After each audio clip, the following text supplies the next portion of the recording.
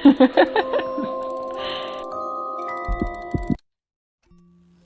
guys, welcome my YouTube channel. Jadi hari ini aku tuh bakal ngebahas kasus tentang pembunuhan berantai yang terjadi pada wanita-wanita tua di Sydney. Pembunuhan berantai ini dilakukan oleh John Wayne Glover yang mendapat julukan The Granny Killer. Jadi John Wayne Glover ini lahir di Inggris pada tahun 1932, lalu ia berimigrasi ke Australia pada akhir tahun 1950-an. Karena mendapat kucilan dari masyarakat Inggris. Ia memiliki harapan bahwa di Australia, John akan lebih dihargai dan memiliki tujuan hidup. Di Australia, John pun mendapat pekerjaan tenaga penjualan untuk sebuah perusahaan makanan. Jadi, John itu mendapat pekerjaan sebagai kurir untuk antar makanan gitu. John pun menikah dan memiliki 2 orang anak. Pada akhir tahun 1970-an sampai 1980-an, kehidupan John Wayne Glover mulai lepas kendali. Ibunya mengikuti John ke Australia lalu meninggal pada tahun 1976 karena sakit kanker payudara. Lalu pada tahun 1989, seorang wanita tua bernama Margaret Todd Hunter berusia 84 tahun, Margaret ditinju wajahnya lalu dirampok dompetnya. Yang dikaitkan bahwa kasus ini adalah kasus awal dari John. Berlanjut lagi pada Maret 1989, Gwendolyn Mitchell berusia 82 tahun diikuti oleh John sampai serambi masuk gedung apartemen Military Road. Gwen dipukul bagian belakang kepalanya dengan palu, dan ketika Gwen sudah terbaring di tanah gitu, John tuh masih memukulinya secara membabi buta. Ketika John melihat Gwen ini sudah berbaring dan sudah tidak bernyawa lagi, akhirnya John ini mengambil dompet Gwen. Ketika layanan darurat datang, Gwen tidak terselamatkan. Akhirnya polisi datang. Saat polisi datang, polisi menyatakan bahwa ini adalah kasus kecelakaan yang mengerikan. Kenapa bisa dikatakan kasus kecelakaan? Kan tidak adanya saksi dan bukti-bukti forensik. Jadi kayak oh yaudah, ini kasus kecelakaan aja yang mengerikan karena tidak adanya bukti. Ternyata 2 bulan kemudian kasus yang hampir sama itu terjadi kembali, bahkan ini lebih kejam. Seorang wanita tua bernama Lady Aston berusia 84 tahun diikuti sampai serambi apartemennya. Lady diserang menggunakan palu juga. Lalu ketika dia telah jatuh, Lady dibekap atau dicekek menggunakan stocking milik Lady. Begitu kejam John membunuh Lady. Saat Lady sudah tidak bernyawa lagi, John pun merampok dompet Lady. Ketika polisi tiba, polisi pun meyakini bahwa ini adalah kasus pembunuhan yang sama dengan kasus pembunuhan yang dialami oleh Margaret karena adanya pola pembunuhan yang sama atau pola kejahatan yang sama. Tetapi polisi tuh heran, kalau ini kasus pembunuhan berantai, kok sasarannya tuh wanita-wanita tua? Karena biasanya pembunuhan berantai itu targetnya atau sasarannya itu wanita-wanita muda atau pria-pria muda berusia 30 atau 20 tahun. Tetapi kurangnya bukti, John masih bisa bebas atau belum ditangkap. Lanjut pada Juni 1989, pembunuhan berantai ini pun berubah menjadi penganiayaan yang terjadi berulang kali. Targetnya adalah wanita-wanita tua yang tinggal di rumah pensiun. Laporan penganiayaan terus masuk ke kantor polisi. Lalu kasus pembunuhan pun terjadi kembali pada Margaret yang berusia 85 tahun, diserang dalam perjalanan pulang dari berbelanja. Ia dipukul bagian belakangnya, kepalanya, lalu Margaret dirampok dompetnya dan ditinggalkan begitu saja di trotoar oleh John. Tidak lama dari kasus itu ada lagi kasus yang dialami oleh Olive Cleveland pada usia 81 tahun. Diserang di rumah pensiunnya dan dicekik dengan stockingnya. Dan tidak lama dari kasus Olive, ada lagi kasus yang dialami oleh Muriel Falconer berusia 93 tahun yang diikuti di luar rumahnya lalu dicekik menggunakan stocking dan juga dipukul kepalanya menggunakan palu.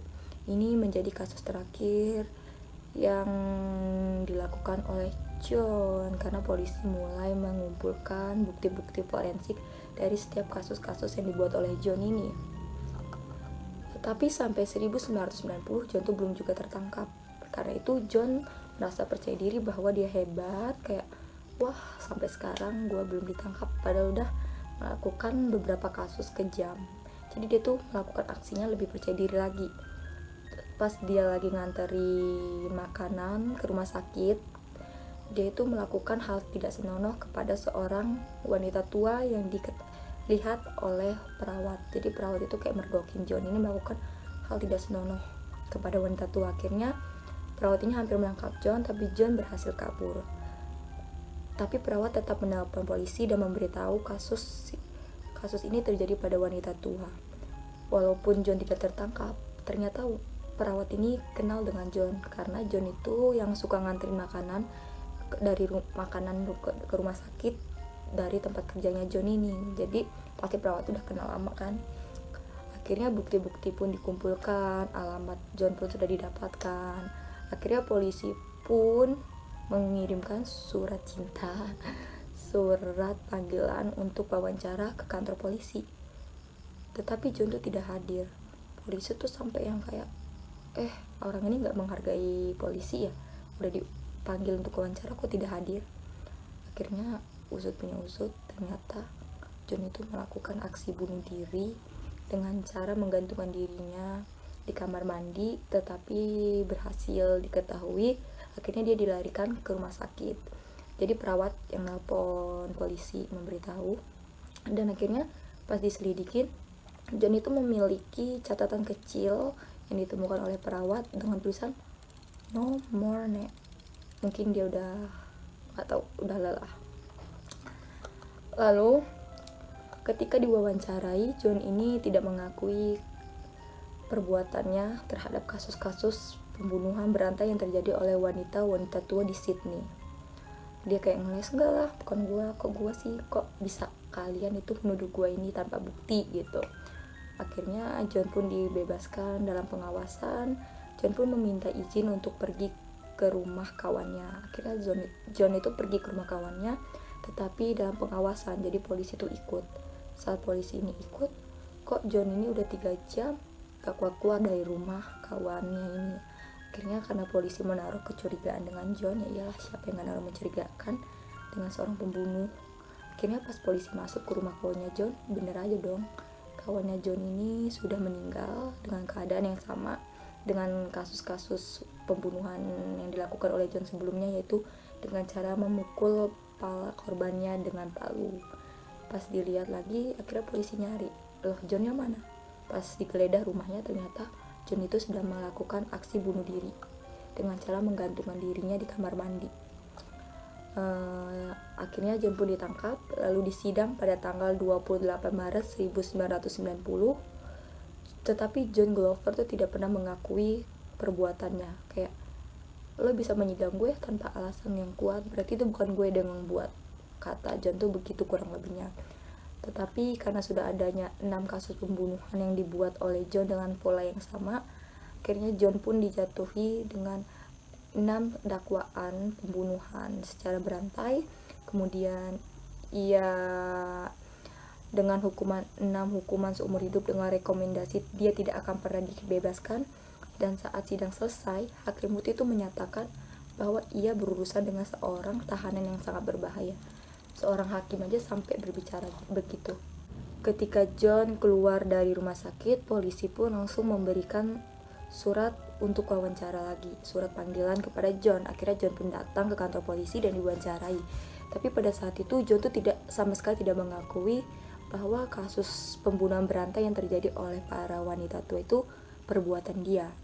Akhirnya John pun meminta izin untuk pergi ke rumah kawannya. Tetapi akhirnya John diizinkan pergi, tetapi dalam pengawasan. Jadi pas John pergi itu polisi ngikutin John gitu dari belakang. Nah, akhirnya udah sampai tuh di rumah kawannya John ini, udah 3 jam ditungguin polisi, John gak keluar. Polisi heran. Nah, akhirnya polisi memaksa masuk ke dalam rumah kawan John, dan polisi terkejut dong pas dibuka, ternyata kawan John tuh sudah meninggal dengan bekas pukulan palu di belakang kepalanya.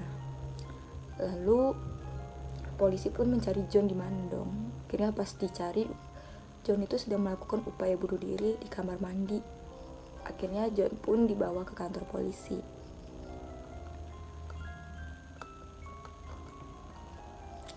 Akhirnya John pun ditangkap dan disidang pada tanggal 28 Maret 1990.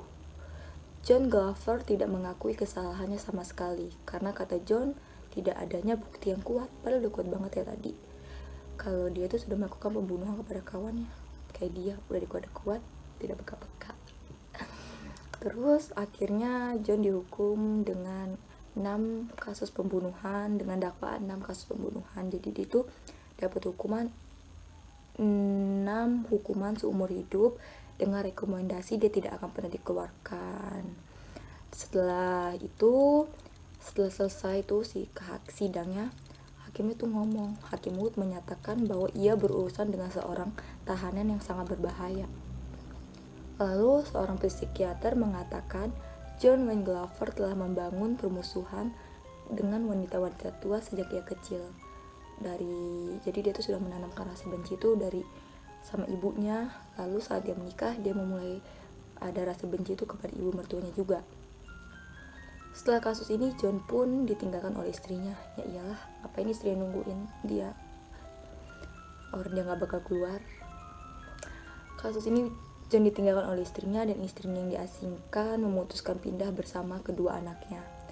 Lalu pada September 2005, saat John berusia 72 tahun, John pun melakukan bunuh diri di penjara. Yang dalam pemeriksaannya ternyata ini adalah insiden kecelakaan atau insiden pembunuhan yang dilakukan secara tidak sengaja. Jadi dia tuh hanya sok-sokan mau bunuh diri untuk menarik simpati orang-orang di kantor polisi, ternyata malah kelabasan. Akhirnya dia, oke guys, itu dia kasus seorang The Granny Killer yang dapat dihukum bertumpuk. Kenapa sih kalau kalian nanya, dia kok bisa seenaknya membunuh wanita-wanita tua di rumah pensiun? Karena dia itu menjadi seorang relawan yang mengurus atau bersimpati dengan wanita-wanita pensiun atau wanita-wanita tua di situ. Jadi kayak serigala berbulu domba gitu. Oke guys, sekian video aku hari ini. Aku harap kalian suka. Bye bye.